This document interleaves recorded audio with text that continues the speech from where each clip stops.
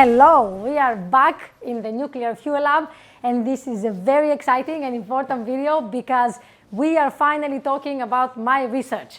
I have promised this video to you guys since a while, so it's finally happening. It's the special 85K subscribers.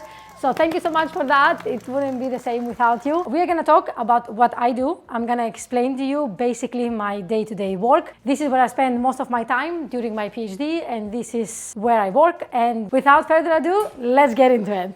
Last time that we were here, I told you a little bit that I work with advanced nuclear fuel fabrication, development and testing. So what does that really mean?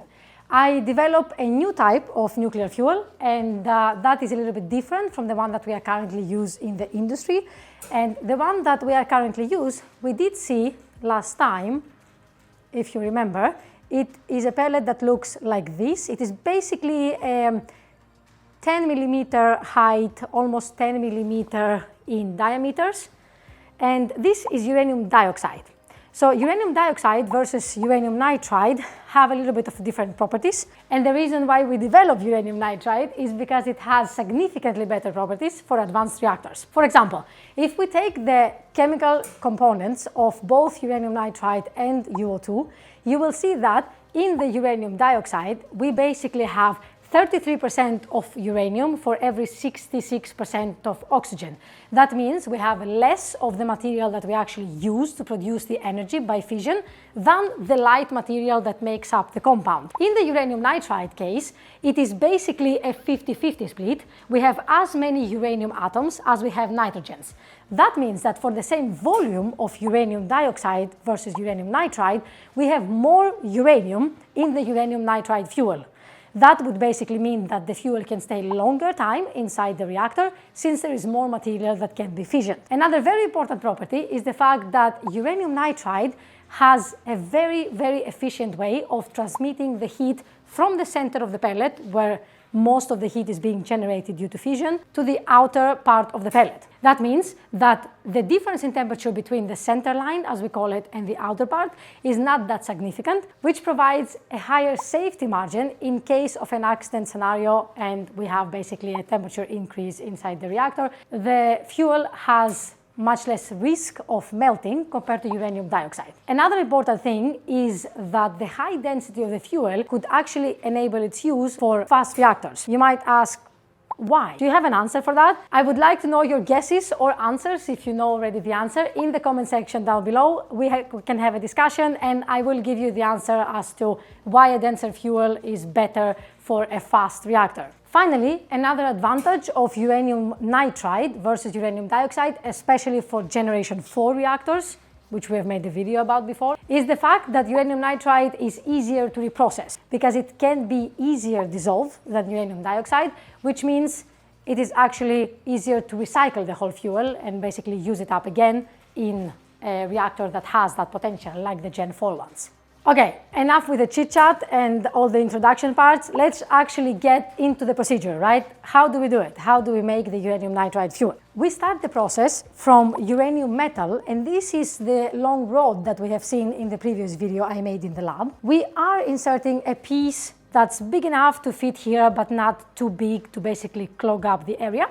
In this tube, this is basically a quartz tube with a porous filter in the middle. The whole uranium piece with a tube is being inserted inside this furnace. So basically sits kind of in the middle of the furnace, but you can imagine it on the inside. Now we close the top and the bottom of the tube with the gas lines, which can be used to basically introduce any gas of interest inside this tube, which where the process of changing the uranium metal to uranium nitride will happen. So first we turn the uranium metal into a uranium hydride powder, and you might ask, why do you make it a hydride? It is because the hydride as a powder is much more reactive, so later on we will introduce nitrogen gas inside the tube, which will easily be captured by the uranium hydride and it will turn it into uranium nitride. However, this is not yet the form we are interested in. It is a little bit of a more different chemical composition. It is U2N3, so 2 uranium atoms for every 3 nitrogen atoms, whereas we want the UN, right, the 50-50 that we talked about before. So then we let it basically flush overnight with the help of an inert gas, and we use argon, and basically removing that excess nitrogen in the form of gas that we are not interested in, and we are left with uranium nitride powder. Powder? What powder? We just talked about pellet. The thing is that we do start from a powder and later on make it into a fuel pellet. Let me tell you how we do that. In order to turn the powder into a pellet, we use a process called sintering. That's basically a fancy word for baking. That means that with the help of temperature, pressure, and electrical current, we are turning a powder into a consolidated ceramic piece. This is how the fuel pellet comes out of the sintering equipment that we use. And we have discussed before why the other side of the pellet is shiny for our purposes. This is for us to be able to characterize it and look at it under the microscope and get information about how morphologically the fuel looks like. If you want me to talk a little bit more about what we do with the pellets and how we basically, as I said, characterize them, you can let me know down in the comment section, and I can make another video in the characterization lab where I can show you how we use different devices like microscopes to characterize and examine these samples. Once we have made the uranium nitride pellet of interest, now we are designing and thinking of different experiments and setups that one could use to simulate reactor operation conditions or reactor accident scenarios, and in a way study how will the fuel perform, how it will behave under different, let's say, elevated temperatures, corrosive environments, pressures, temperatures, things like that. That will give us a very good understanding how the fuel would behave inside a reactor. So this is basically the research that we need to do to develop a new material like uranium nitride, but this is not the process that will fuel the next generation reactors. Wait, what? This process started from uranium metal.